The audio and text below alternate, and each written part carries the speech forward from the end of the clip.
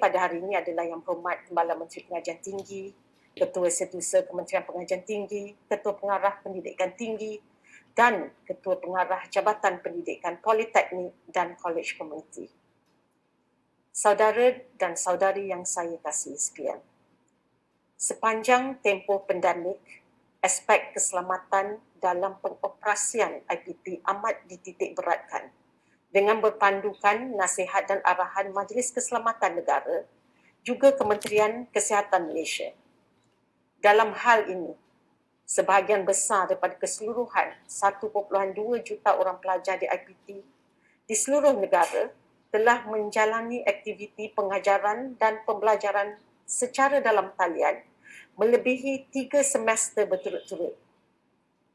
Ini memberikan cabaran yang besar kepada warga IPT, terutamanya dari sudut psikologi dan ketahanan mental dalam menjalani proses pendidikan dalam Malaysia. Justru dalam usaha untuk memastikan kelestarian kualiti pendidikan tinggi negara, di samping meletakkan keselamatan dan kebajikan pelajar sebagai keutamaan jua, sukacita saya mengumumkan bahawa Kementerian Pengajian Tinggi akan melaksanakan kemasukan pelajar secara fizikal ke kampus secara berperingkat seperti mana yang diluluskan oleh MKN. Proses ini akan dijalankan secara berperingkat bermula 15 Oktober 2021. Kemasukan pelajar yang lengkap divaksin ke IPT ini melibatkan semua kategori pelajar dan semua fasa PPN di mana keutamaan diberikan kepada pelajar berkeperluan. Keputusan ini dibuat setelah mengambil kira input sesi libat urus bersama-sama MKN dan KKM, pengurusan IPT yang merangkumi Naib-Naib Chancellor, Timbalan-Timbalan Naib Chancellor dan wakil-wakil Persatuan IPTS serta Majlis Perwakilan Pelajar dan Wakil Kesatuan dan Persatuan Pelajar. Proses kemasukan pelajar ini akan menggunakan SOP Sektor Pendidikan Tinggi, pengoperasian IPT. Keberadaan warga IPT yang telah lengkap divaksin akan membentuk komuniti sosial yang selamat serta mewujudkan persekitaran fasa 4 PPN di dalam kampus. Jadinya, SOP yang ketat perlu diamalkan bagi menguruskan pergerakan keluar dan masuk. Saya ingin maklumkan di sini bahawa hanya pelajar, staf akademik dan staf bukan akademik yang telah mendapat suntikan dos vaksin lengkap dan melepasi tempoh keberkesanan selepas divaksin saja yang dibenarkan masuk ke kampus. Perkara ini adalah tertakluk kepada kapasiti IPT dengan mematuhi SOP yang telah ditetapkan. Ini merupakan satu langkah bagi membentuk persekitaran yang selamat dan herd immunity di kampus. Bagi pelajar yang tidak boleh divaksin atas faktor kesihatan, mereka diminta untuk menghubungi IPT masing-masing untuk penyelarasan.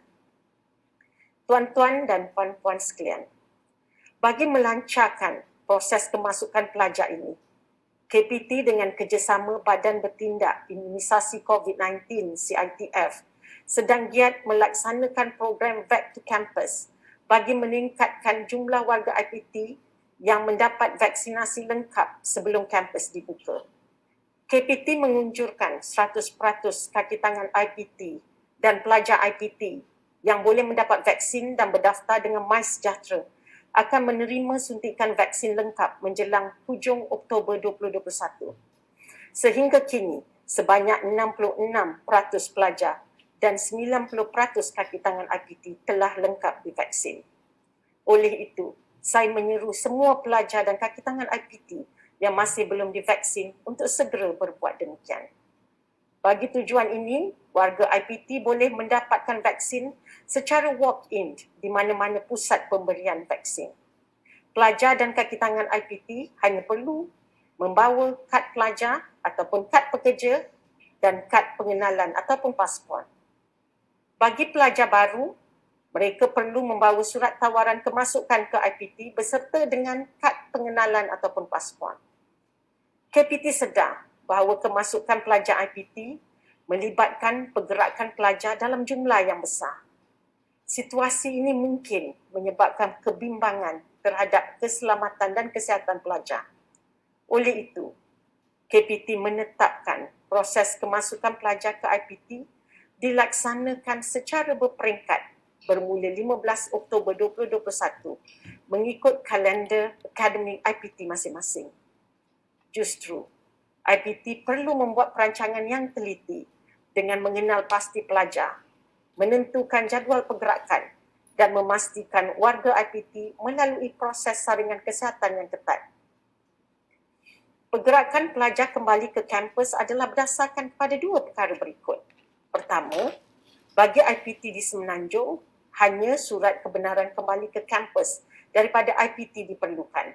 Sementara, kedua, bagi IPT di Sarawak, Sabah dan Labuan adalah tertakluk kepada SOP yang dikuatkuasakan oleh kerajaan negeri masing-masing. Pelajar perlu mendapatkan surat kebenaran rentas daerah ataupun rentas negeri daripada Polis Diraja Malaysia dengan menjalani ujian swab RTK-PCR. Cakna terhadap kos yang perlu ditanggung oleh pelajar, ujian ini akan diberikan secara percuma di klinik-klinik kesihatan kerajaan. Pengukuhan SOP di kampus amat ditekankan bagi mengawal penularan jangkitan COVID-19. Justru, KPT menetapkan supaya IPT menyediakan pusat pengasingan di IPT masing-masing bagi menguruskan kes-kes bergejala atau jangkitan. Pihak IPT juga digalakkan untuk memberi kit ujian kendiri COVID-19 kepada para pelajar yang kembali ke kampus. Warga IPT sekalian, untuk kemasukan pelajar antarabangsa, sukacita juga saya umumkan kebenaran masuk ke Malaysia bagi 3 kategori berikut. Pertama, pelajar warga negara United Kingdom yang sebelum ini kemasukannya disekat. Kedua, pelajar antarabangsa yang mengikuti program-program mobility dan edutourism. Dan yang ketiga, tanggungan yang sah bagi pelajar antarabangsa yang berhasrat membawa keluarga bersama ke negara ini. Bagi pelajar antarabangsa yang telah lengkap vaksin, mereka perlu mendaftar dengan Education Malaysia Global Services ataupun EMGS sebelum diberikan kebenaran masuk ke Malaysia oleh Jabatan Immigration Malaysia. Ujian swab RTK-PCR COVID-19 perlu dijalankan 3 hari sebelum masuk ke Malaysia. Setibanya di Malaysia, pelajar akan menjalani saringan kesihatan dan kuarantin di lokasi yang telah ditetapkan. Proses PDP akan dilaksanakan secara hybrid dengan pematuhan SOP yang telah diluluskan oleh MKN. Bagi kursus atau program yang dijalankan secara dalam talian, pelajar boleh memilih untuk meneruskan PDP secara dalam talian di lokaliti masing-masing. Aktiviti-aktiviti melibatkan makmal, bengkel, studio dan penyelidikan boleh dijalankan secara berkumpulan berpandukan SOP yang telah ditetapkan.